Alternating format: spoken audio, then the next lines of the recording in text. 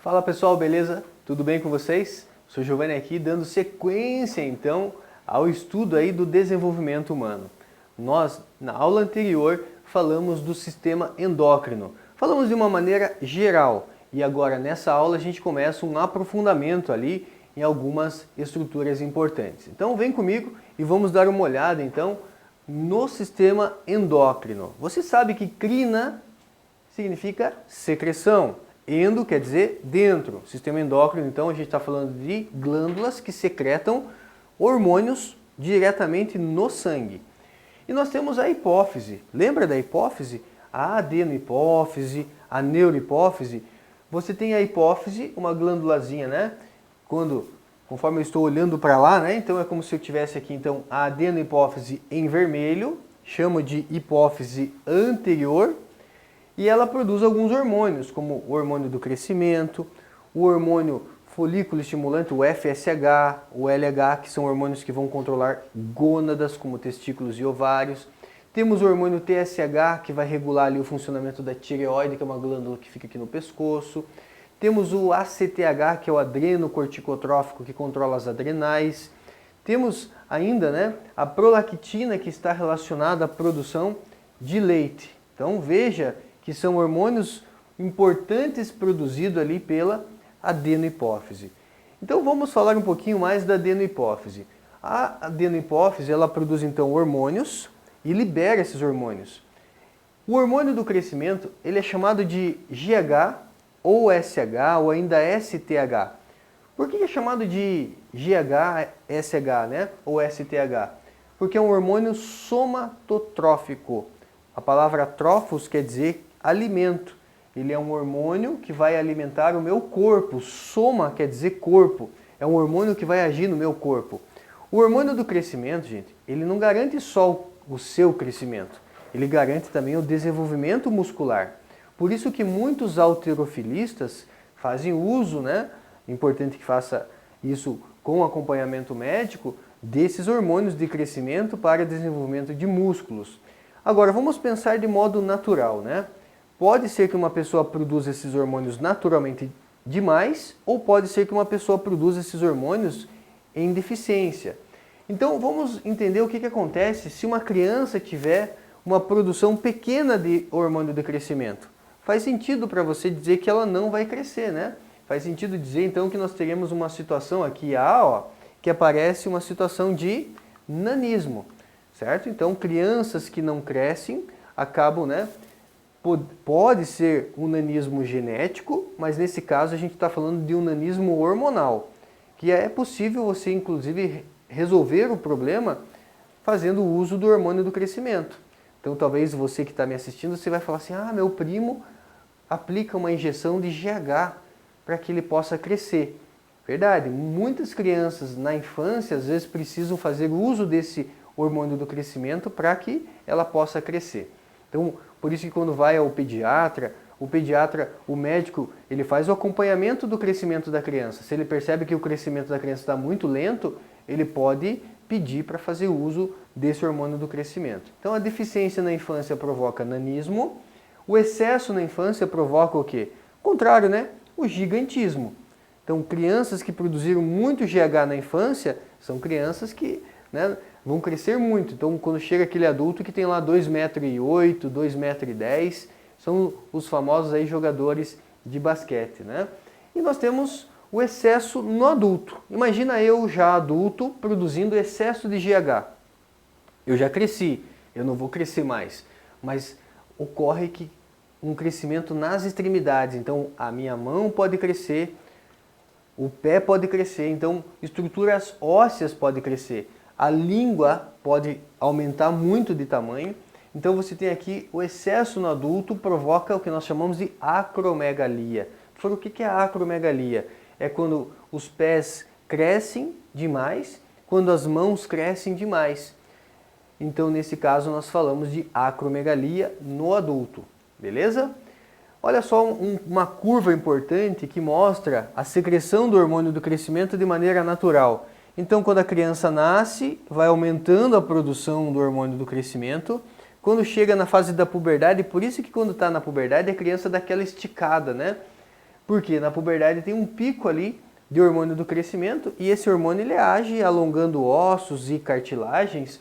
Então ele tem ali o quê? Um pico na puberdade, mas depois na vida adulta ele diminui a sua produção. Ah, professor, por isso que o meu tio, o meu avô, que já está mais idoso, ele vai perdendo massa muscular. Sim, conforme a gente vai envelhecendo, a gente vai perdendo massa muscular. E um dos motivos é, a gente diminui, olha só, consideravelmente, né, a produção desse hormônio GH. E aí nós temos agora, né, um outro hormônio que é o TSH, também produzido pela adenohipófise. O TSH é o hormônio chamado de tireotrófico ou tireotrofina. A deficiência desse hormônio pode causar um problema na tireoide chamado de hipotireoidismo. Hipo quer dizer baixo, né? Ou seja, quando a tireoide funciona devagar. E o excesso pode causar hipertireoidismo. Então veja que nem excesso nem falta. O ideal é que funcione normalmente. Quem estimula a tireoide a funcionar é o TSH. Então, se a hipófise estimula demais, podemos ter um problema relacionado a hipertireoidismo. Se a hipófise estimula de menos, podemos ter um problema relacionado a hipotireoidismo. E nós temos aqui o adrenocorticotrófico, o ACTH, que estimula o funcionamento ali das glândulas adrenais, certo? Então, olha só, estimula o córtex da glândula suprarrenal a produzir os hormônios glicocorticoides, como é o caso do cortisol. Então, o ACTH, um hormônio produzido pela adenohipófise, controla o funcionamento ali das glândulas chamadas de adrenais ou suprarrenais. Nós temos ainda associada à adenohipófise a prolactina. Não tem como errar, né? Prolactina lembra algo que lembra leite, lácteo, né?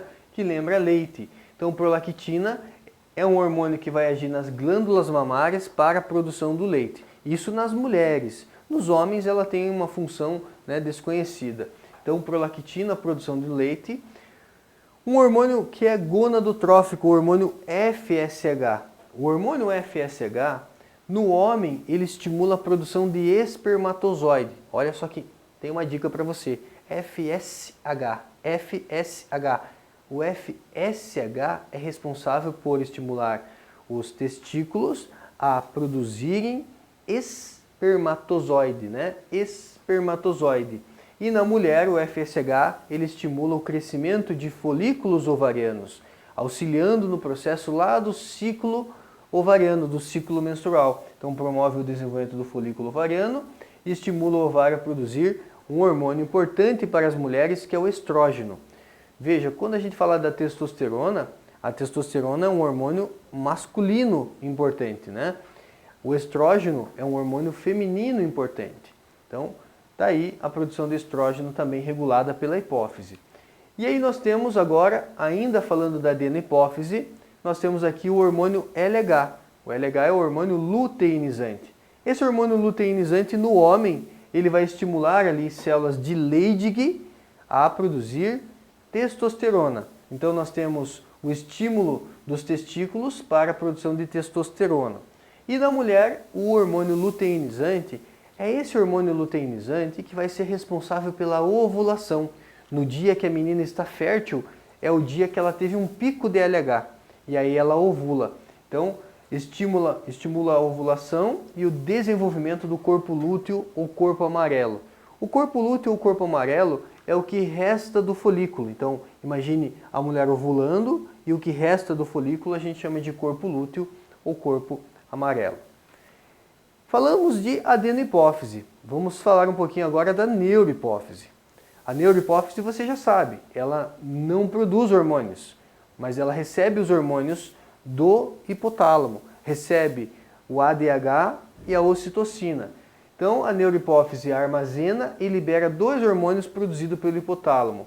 Vamos começar falando do antidiurético, também chamado de ADH, ou ainda posso chamar ele de vasopressina. Pensa comigo, se ele ajuda a reabsorver líquido no meu corpo, quer dizer que ele auxilia também no controle da pressão arterial. Então por isso é chamado de vasopressina. Ele auxilia no controle da pressão dos vasos.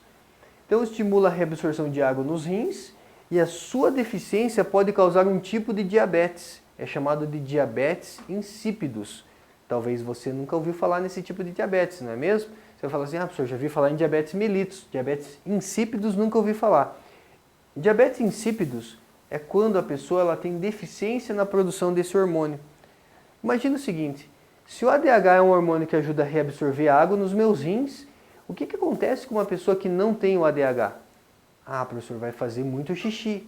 Exatamente, vai urinar muito. Uma pessoa normal urina por dia em torno de 1 a 2 litros de urina. Produz, né? Em torno de 1 a 2 litros de urina. É mais ou menos isso que você elimina em um dia, 24 horas. Uma pessoa com diabetes insípidos pode eliminar mais de 10 litros de urina por dia. Ah, professor, como que ela vai fazer tanto xixi? Bebendo muita água. Então ela sente muita sede, bebe muita água e ela urina muito. Mas isso é possível você controlar com o uso de medicamento. É lógico, a pessoa não vai viver a vida inteira urinando muito e bebendo muita água. Ela vai fazer um tratamento que não precisa que isso seja feito, né? Então, diabetes insípidos é um tipo de diabetes em que a pessoa tem deficiência do ADH, o hormônio antidiurético. E aqui você tem um néfron. O néfron é uma estrutura onde é formada a urina lá nos seus rins. Então, mostro aqui para vocês uma imagem que traz aqui o néfron. Então você tem aqui a cápsula renal, o glomérulo renal. É nessa estrutura que forma a urina. Então aqui vai formar a urina. E é aqui que o ADH vai agir. Então um hormônio produzido pelo hipotálamo, liberado pela neurohipófise, ele vai agir lá nos meus rins, nos seus rins também, lá no néfron, né? Lá nos túbulos renais do néfron, reabsorvendo o quê? Reabsorvendo água. Então coloquei aqui, olha só, um post-it para vocês ali, ó. O ADH aumenta a permeabilidade dos ductos coletores, ou seja, ele auxilia no processo de reabsorção de água. E nós temos a ocitocina.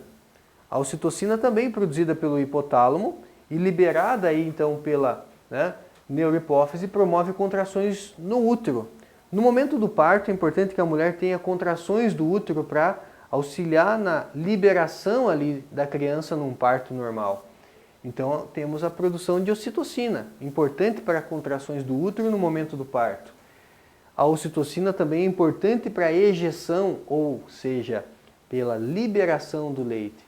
Uma coisa é ter o leite, outra coisa é liberar esse leite. Quem auxilia na liberação do leite é a ocitocina. Quem auxilia na produção do leite é a prolactina. E a ocitocina também é o hormônio da paixão.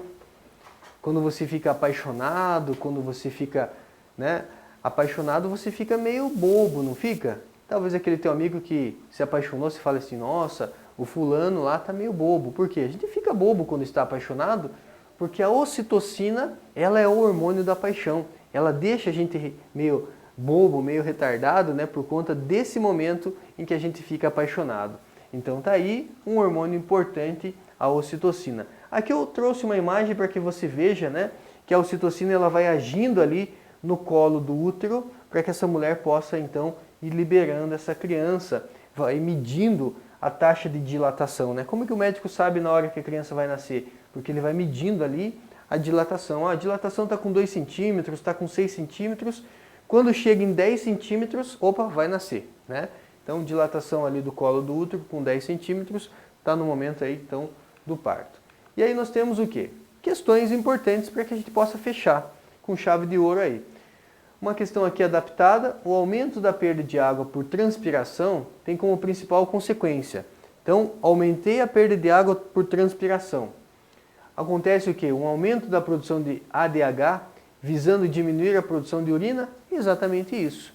Se eu estou transpirando muito, é importante eu aumentar a produção de ADH lá no hipotálamo, visando diminuir o que, gente? A produção de urina. Então, a alternativa A já vem a resposta aí, papo reto, resolvendo esse exercício. 2. Uma pessoa apresenta um quadro clinicamente conhecido por diabetes insípido. Ela sente muita sede e elimina grande volume de urina. Seus exames revelaram uma taxa alterada de hormônio antidiurético. Trata-se de um distúrbio envolvendo veja, nesse caso, né, é uma hipofunção ou uma hiperfunção da hipófise. Né? Nós ficamos entre letra A e letra B. não tem nada a ver com o pâncreas. Então, eu vou eliminar aqui letra C e D.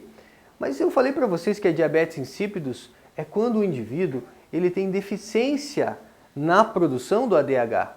Se ele tem deficiência na produção do ADH, então a gente está falando de uma hipofunção da hipófise. Então, por isso, a alternativa correta, hipofunção da hipófise. Hipo quer dizer uma função reduzida da hipófise. Hiper é quando é uma função aumentada, né? Então, por isso fica a letra A, hipofunção da hipófise. E aí nós temos aqui, para encerrar, mais um exercício. Uma das características exclusivas de mamíferos é a presença de glândula mamária, da glândula mamária, estando ela presente tanto em fêmeas quanto em machos. Nas fêmeas, ela é estimulada e ela cresce durante o período de lactação. Então, os machos também possuem glândula mamária, só que ela não é desenvolvida como é o caso das fêmeas. Então, quando eu falo fêmeas, macho, fêmea, eu estou falando relacionado a animais de modo geral, mamíferos, né? Os animais mamíferos são classificados dessa maneira porque são animais que possuem mamas, então é uma característica. Então, temos aqui quais hormônios envolvidos nesse período de lactação que promovem o desenvolvimento da glândula mamária. Veja que são dois hormônios, né? Nós temos a prolactina, que está associada à produção do leite, prolactina produzida pela adenohipófise, e nós temos a ocitocina, que promove a ejeção, a liberação do leite, que é produzida pelo hipotálamo e liberada pela neurohipófise. então ficamos na alternativa que fala de prolactina e ocitocina. Maravilha, gente? Até a próxima!